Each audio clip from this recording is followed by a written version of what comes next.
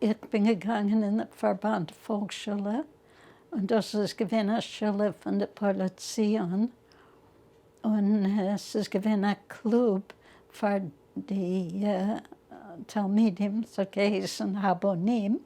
Well, es ist gewesen jeder Freitag von oben pflegen wir sich zu neu kommen und man pflegt tanzen, Tanz und es ist gewesen eine Atmosphäre, eine zionistische Atmosphäre, ja. Und es ist gewesen ein Camp Kfutza, hat es geheißen.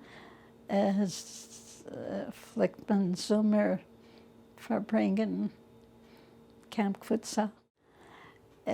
Und von Habonim bin ich geworden an Hechalutz und nachher bin ich gefahren auf Hachshara und von Hachshara bin ich gefahren in Israel.